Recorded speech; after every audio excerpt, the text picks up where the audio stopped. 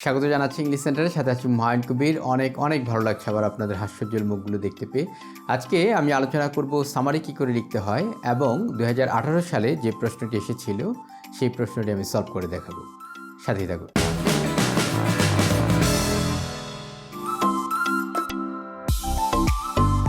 প্রথমে একটি কমন প্রশ্নের উত্তর করে আলোচনাটি শুরু করা যাক যে সামারির লেংথ কতটুকু হবে। এটা আসলে হবে 1/3, তবে এটা ডিপেন্ড করে আপনার টেক্সটের উপরে। আর যদি আপনি একটি উপন্যাস বা বড় কোনো গল্পের আপনি যদি সামারি করেন, যদি 100 পৃষ্ঠার উপন্যাস হয় তাহলে নিশ্চয়ই 30 পৃষ্ঠা আপনার সামারি হবে না, সেখানে আপনি 2 বা 3 পৃষ্ঠা আপনি সামারিটা লিখতে পারেন। তবে সাধারণত আপনাদের এইচএসসি পরীক্ষায় যে আপনার সামারি করতে বলা হয় সেখানে একটি টেক্সট দেওয়া হয়, আর সেখানে সাধারণত আপনার দেখা যায় 300 ওয়ার্ডের মধ্যে একটি টেক্সট দেওয়া হয়, সেটার আপনাকে 1/3 লিখতে হবে, প্রায় ধরুন 100 ওয়ার্ডের মতো আপনাকে লিখতে হবে। এবার আসুন সামারি লেখার ফরম্যাট কী বা স্ট্রাকচার কী। সামারি আসলে একটি প্যারাগ্রাফের মতো লিখতে হয়। একটি প্যারাগ্রাফে যেমন ধরুন টপিক সেন্টেন্স, সাপোর্টিং সেন্টেন্সেস বা সাপোর্টিং ডিটেইলও বলে থাকি আমরা, তারপরে টার্মিনেটর বা কনক্লুডিং সেন্টেন্স বা সেন্টেন্সেস, এগুলো যেমন থাকে একটি প্যারাগ্রাফের মধ্যে, অনুরূপভাবে একটি সামারিও আপনাকে এই একই স্ট্রাকচারে লিখতে হবে, অর্থাৎ একটি সামারিও একটি প্যারাগ্রাফ। সুতরাং একটি প্যারাগ্রাফ লিখতে আপনাকে যে ধরনের নিয়মকানুন ফলো করতে হয়, একটি সামারি লেখার জন্যও আপনাকে সে ধরনের নিয়মকানুনই ফলো করতে হবে। এবার আসুন টপিক সেন্টেন্স কি। টপিক সেন্টেন্স হচ্ছে আপনার মূল কথা, আপনি যা বলতে যাচ্ছেন তা একটি লাইনের মধ্যে আপনাকে বলতে হবে যে আমি আসলে এই কথাটা বলতে যাচ্ছি। তারপরে তার ডিটেইল এসে আপনার সাপোর্টিং ডিটেইল সেই জিনিসটাকে আপনার ফিল আপ করবে যে আপনি কেন সে কথাটা বললেন। আর পরিশেষে কনক্লুডিং সেন্টেন্সে আপনি ওই যেটা বলেছেন তার একটি সারসংক্ষেপ একটি সেন্টেন্সের মধ্যে বলবেন। এই হচ্ছে কনক্লুডিং সেন্টেন্স। এবার আসুন, এটি যদি একটি কবিতা হয় অথবা একটি আপনার ছোট গল্প হয়, সেক্ষেত্রে আপনি টাইটেল এবং কবি বা লেখকের বা স্পিকারের নাম সেখানে আপনি টপিক সেন্টেন্সের মধ্যে লিখতে পারেন।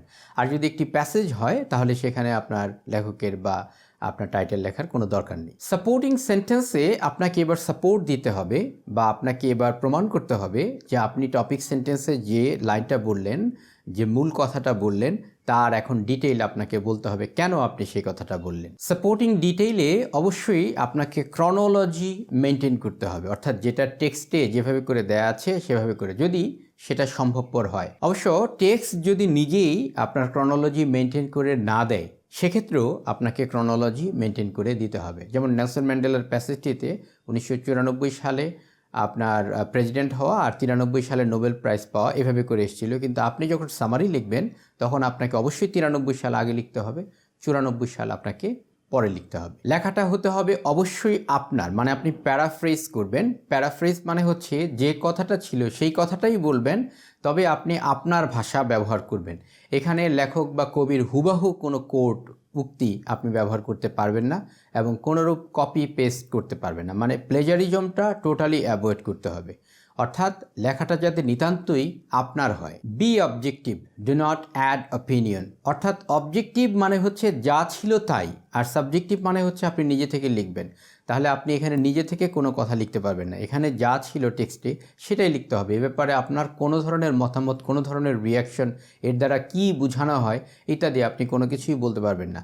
সামারিতে যেটা ছিল ঠিক সেই জিনিসটা কি আপনি হুবহু এখানে তুলে ধরবেন, তবে নিজের ভাষায় আর ছোট পরিসরে। আর কনক্লুডিং সেন্টেন্স বা টার্মিনেটর, এখানে এসে আপনি যা বলেছিলেন এতক্ষণ সেই জিনিসটাকে এবার সাম আপ করে একটি বা একাধিক, সেটা দুটো সেন্টেন্সও হতে পারে, একটি বা দুটো সেন্টেন্সের মধ্যে টোটাল জিসটা আপনাকে আরেকবার বলতে হবে। এবার আপনাদের সাথে আমি কিছু টিপস শেয়ার করতে চাই, আর এগুলো ফলো করলে অবশ্যই আপনার সামারিটা আরও বেটার সামারি হবে। Read the passage first to last with meaning. অবশ্যই প্যাসেজটি আপনি অর্থসহ পড়ে নেবেন। এক্ষেত্রে যদি আপনি একবার পড়ে বুঝতে না পারেন তাহলে একাধিকবার পড়বেন, যাতে এখানে কি বলা হয়েছে সেই জিনিসটা আপনি ভালো বুঝতে পারেন।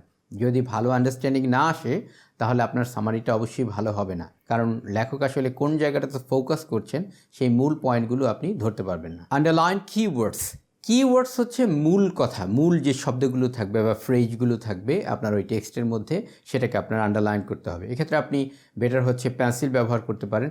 ইভেন পরীক্ষার প্রশ্নের মধ্যেও আপনি পেন্সিল দিয়ে এরকম দাগ দিতে পারেন। দাগ দিয়ে আপনাকে আন্ডারলাইন করে মূল যে পয়েন্টগুলো সেগুলো খুঁজে বের করতে হবে যে এই প্যাসেজটাতে মূলত এই জিনিসগুলো বলা হয়েছে। Make sentences with the keywords. এবার যে কিওয়ার্ডগুলো আপনি বের করলেন আন্ডারলাইন করে, সেই কিওয়ার্ডগুলো দিয়ে এবার সেন্টেন্স লিখবেন। আর মনে রাখবেন অবশ্যই প্রথম থেকে শেষ পর্যন্ত যে সিরিয়াল দেয়া থাকবে টেক্সটে সেই অনুযায়ী লিখবেন। Use connectors to make coherent and cohesive. Coherent মানে হচ্ছে যেটা বাহ্যিকভাবে আমরা দেখতে পাই, যেমন ধরুন হাউএভার, বাট, অলসো, ফাদারমোর, এগুলো ব্যবহার করে আমরা যেই সেন্টেন্সগুলোকে কানেক্ট করার চেষ্টা করি এটা হচ্ছে আপনার কোহেরেন্ট। আর কোহেসিভ ডিভাইস হচ্ছে এরকম ভিজিবল কোনো মার্কার সেখানে থাকে না, কিন্তু আপনার লিঙ্ক করার জন্য আমরা ভিতরে ইন্টারনালি যেগুলো ব্যবহার করি, অর্থাৎ ট্রানজিশনাল ওয়ার্ড যেগুলোকে আমরা দেখা যায়, যেগুলোকে আমরা ফাইন্ড আউট করতে পারি, যেটা হচ্ছে ট্রানজিশনাল ওয়ার্ড, সেটা হচ্ছে আপনার কোহেরেন্ট তৈরি করে। আর কোহেসিভ মানে হচ্ছে যেটাকে আমরা দেখতে পাই না কিন্তু এর ভিতরে একটা অন্তমিল রয়েছে, সেটা হচ্ছে আপনার কোহেসিভ। তো কানেক্টর ব্যবহার করে আমাদেরকে কোহেরেন্ট করতে হবে, অথবা প্যাসেজের মধ্যে এমন কোনো শব্দ, এমন কোনো লিঙ্ক ব্যবহার করতে হবে যাতে এই জিনিসটা কোহেসিভ হয়, অর্থাৎ এই জিনিসটা যাতে ভিতরে ইন্টারনালি, যাতে আমি বাইরে থেকে কোনো শব্দ ব্যবহার করলাম না কিন্তু ভিতরে যাতে মিল থাকে, যাতে বোঝা যায় যে এটা একটা সেন্টেন্সের সাথে আরেকটা সেন্টেন্সের একটা আপনার সম্পর্ক রয়েছে, এবং এটা যে একটা প্যারাগ্রাফ সেই জিনিসটাকে বোঝানোর জন্য আপনাকে কানেক্টর ব্যবহার করতে হবে। এবার চলুন আমরা মূল কাজটি শুরু করি, একটি সামারি আমরা করে দেখাই। তবে প্যাসেজটি এখানে ফার্স্ট টু লাস্ট যদি অর্থসহ আমি পড়ে দিতে পারতাম অনেক ভালো হতো, বা আমি আরও ভালো বোঝাতে পারতাম, কিন্তু তাতে করে আপনার ভিডিওর লেন্থটা অনেক বড় হয়ে যাবে। সেজন্য কাইন্ডলি আপনারা এই প্যাসেজটি একটু পড়ে নেবেন, আর পড়ে তারপরে আমার সাথে আপনারা মিলাবেন, অথবা এখানে ভিডিওটা আপনি পজ দিয়ে রাখতে পারেন, এই প্যাসেজটা একবার এক নজর দেখে নেন, তারপরে আমার সাথে মিলালে আপনাদের অনেক উপকার হবে, আপনারা অনেক ভালো বুঝতে পারবেন। চলুন প্রথমে প্যাসেজ থেকে আমরা কিওয়ার্ডগুলো বের করি। এটি আসলে একটি বড় লেখা ছিল, যে কারণে এখানে আপনার প্রথম দুটো যে সেন্টেন্স সেখানে কিন্তু আপনার মূল কথাটা আসে নাই, সেটা আসছে তৃতীয় সেন্টেন্সে। তো সেটাও হতে পারে এসেতে আপনার প্রথম দুই সেন্টেন্সের মধ্যে না আসলেও মূল কথা তৃতীয় সেন্টেন্সে যদি যে মূল কথা আসে সেটাও ঠিক আছে। দেখুন এখানে লেখা আছে হাকালুকি হাওর is one of the major wetlands of Bangladesh, অর্থাৎ হাকালুকি হাওর হচ্ছে বাংলাদেশের অন্যতম একটি আপনার মেজর ওয়েটল্যান্ডস, মানে প্রধান একটি জলভূমি। এই কথাটা হচ্ছে এই হাকালুকি হাওর সম্পর্কে একটি মূল ইম্পর্টেন্ট কথা, কিন্তু তার আগে বলা হয়েছিল যে Bangladesh is blessed with inland open resources. এইটা তারপরে হচ্ছে it has numerous rivers, canals, beels, lakes and vast areas of flood plains ইত্যাদি। এই কথাগুলো কিন্তু হাকালুকি হাওরের জন্য খুব বেশি ইম্পর্টেন্ট নয়। আচ্ছা, এরপরে আমাদের এখানে ইম্পর্টেন্ট পয়েন্টগুলো বের করি। দেখুন এখানে রয়েছে আ ল্যান্ড এরিয়া অব 18,386 হেক্টার্স, এটা একটি গুরুত্বপূর্ণ কথা। এর পরের সেন্টেন্সটাই বা এর পরের অংশটুকু সেখানে রয়েছে রিচ বায়োডাইভার্সিটি, এটাও একটি গুরুত্বপূর্ণ কথা। তারপরে ধরুন এই যে livelihood benefits to nearly 190,000 people, এটা হচ্ছে আরেকটি আপনার গুরুত্বপূর্ণ কথা। আর ইকোলজিক্যালি ক্রিটিক্যাল এরিয়া, এটা যদিও একটি আপনার সুনাম বা এটি আপনার একটি গুরুত্বপূর্ণ তথ্য হচ্ছে এটার গুরুত্বটাকে বোঝানোর জন্য আপনার যায়, কিন্তু এটা আসলে আমাদের তেমন কোনো বেনিফিট বা তেমন কোনো ধরেন এটার জন্য ইন্টারেস্ট বা ইত্যাদি এটা না। আসলে বলতে গেলে যে একজন মানুষের ধরুন একজন মানুষের নাম আর একজন মানুষের উপাধি, তো উপাধিটা ওই ব্যক্তির জন্য কিন্তু খুব বেশি একটা গুরুত্বপূর্ণ নয়, বরং ওই ব্যক্তির কাজটাই আসলে গুরুত্বপূর্ণ। তো এইটা অনেকটা উপাধির মতো, সুতরাং এই তথ্যটা আমরা না লিখলেও পারি। এর পরের প্যারাগ্রাফটাতে আসুন। এখানে আপনার দেখুন যে রয়েছে 238টা ইন্টারকানেক্টিং বিলস, এটা একটি ইম্পর্টেন্ট কথা। আর এটা দুইটা অ্যাডমিনিস্ট্রেটিভ ডিস্ট্রিক্টসে পড়েছে, সেটা হচ্ছে মৌলভীবাজার আর সিলেট। এটাও আমাদের জন্য খুব বেশি গুরুত্বপূর্ণ নয়। আর 1,90,000 মানুষের লাইভলিহুড বেনিফিট এটা দেয়, এই কথাটা কিন্তু আরেকবার উপরে এসছে, সুতরাং এটা রিপিট হলো, এই কথাটা আমরা লিখব না। তার মানে এই প্যারাগ্রাফ থেকে আমরা একটা তথ্য নিব, সেটা হচ্ছে 238টা ইন্টারকানেক্টিং বিলস এবং জলমল সেখানে রয়েছে, এটা আমরা লিখব। আর পরের প্যারাগ্রাফটাতে দেখুন এখানে রয়েছে কালিবাউস, বোয়াল, রুই, ঘাগর, পাবদা অ্যান্ড চাপিলা। এই তথ্যটি এখানে এসে ভালো হয়েছে।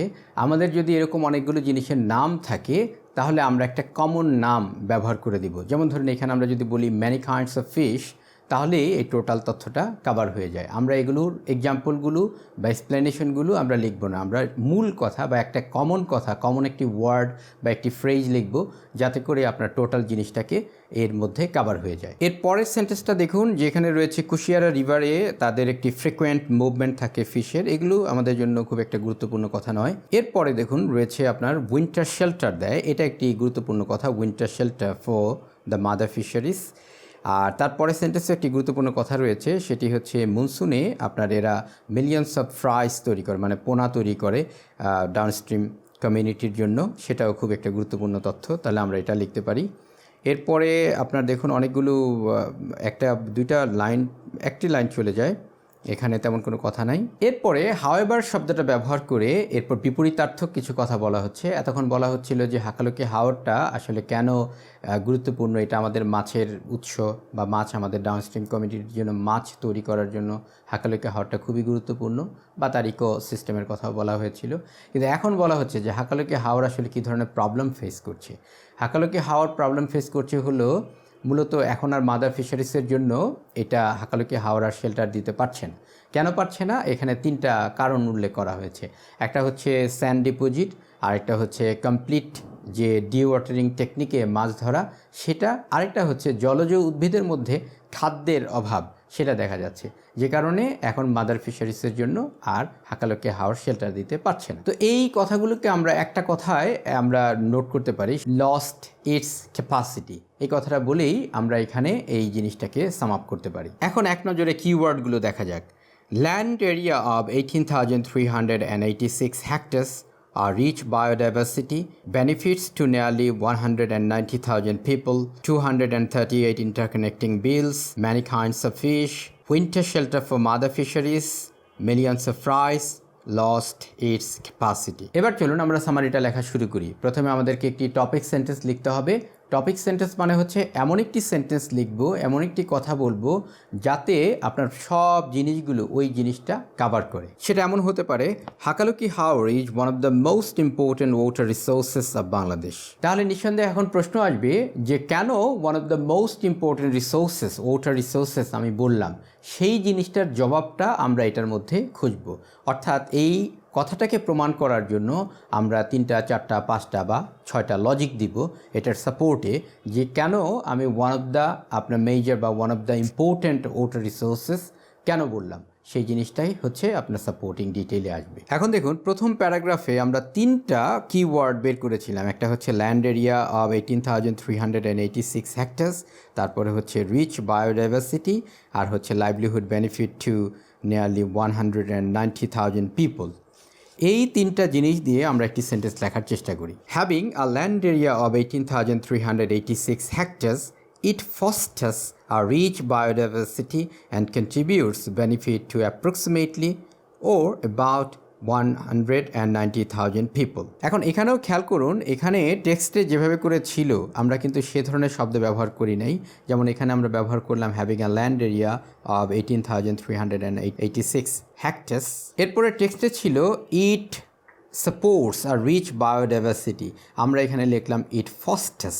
ফস্টার্স মানে লালন পালন করা, তাহলে এটা একটা রিচ বায়োডাইভার্সিটিকে লালন পালন করে, একই অর্থ দিচ্ছে, কিন্তু আমরা ওই প্যারাফ্রেজ করার জন্য সিনোনিম ওয়ার্ড ব্যবহার করলাম, মূল শব্দটাকে ব্যবহার করলাম না। আর এখানে ছিল যে provides direct and indirect livelihood benefit two nearly 190,000 people. এবার আমরা এখানে করে দিলাম কন্ট্রিবিউটস, অর্থাৎ একই কথাটাই আসলো, ওখানে ছিল প্রোভাইড মানে প্রদান করা, আর কন্ট্রিবিউট অবদান রাখা, একই কথাই।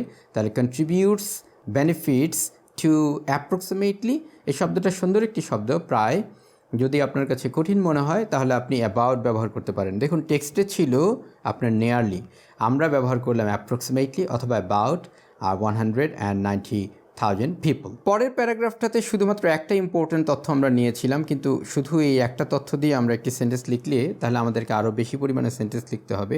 তাই আমরা চেষ্টা করব পরের প্যাসেজ থেকেও আপনার তথ্য নিয়ে লিখতে। তাহলে পরের যে প্যারাগ্রাফ সেখানে আপনার তথ্য ছিল আপনার অনেক ধরনের মাছ, যে রুই, কালিবাউ, সেগুলো অনেক ধরনের মাছের এবং উইন্টার শেল্টার দেয় আপনার মা মাছগুলোর, এটা একটা গুরুত্বপূর্ণ কথা। তাহলে আমরা এই 3টা কিওয়ার্ড দিয়ে একটি সেন্টেন্স লিখতে পারি।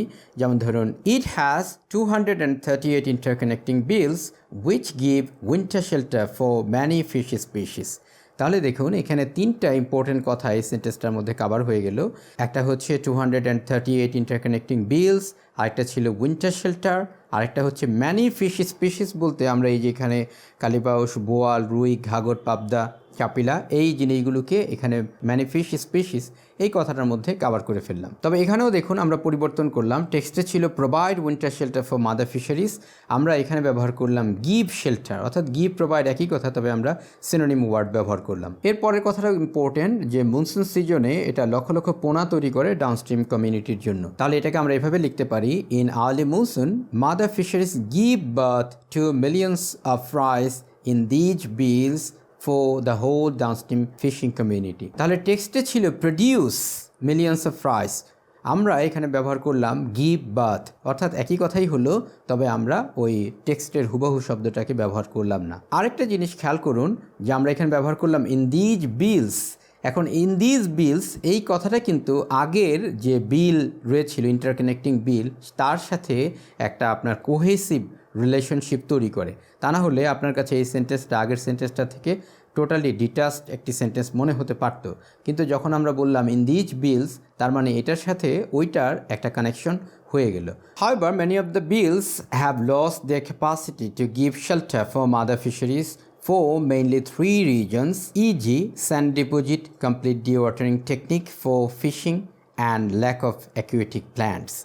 এখানে আমরা খুব বেশি পরিবর্তন করতে পারলাম না, তবে ফর মেইনলি 3 রিজনস এই কথাটা দিয়ে এটা যে আমাদের ইউনিক আমরা নিজে থেকে লিখছি সেই জিনিসটা প্রকাশ পায়।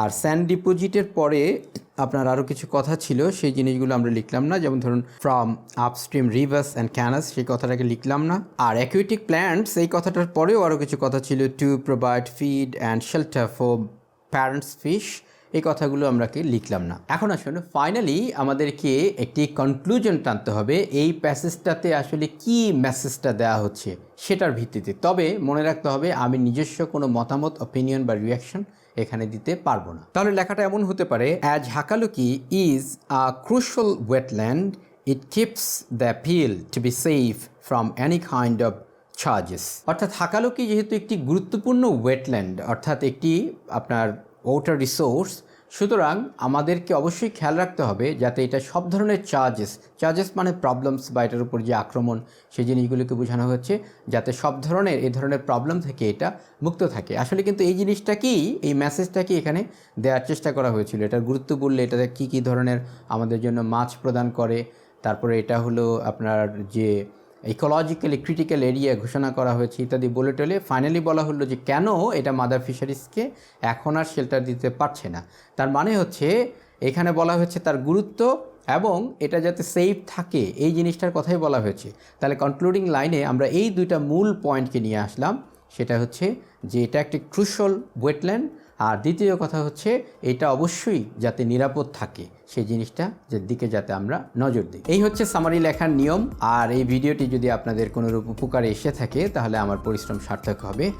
আর যেতে যেতে পরিশেষে সেই পুরাতন কথা, দেশকে ভালোবাসুন, বিশ্ব মানবতার কল্যাণে কিছু করুন। ভালো থাকুন।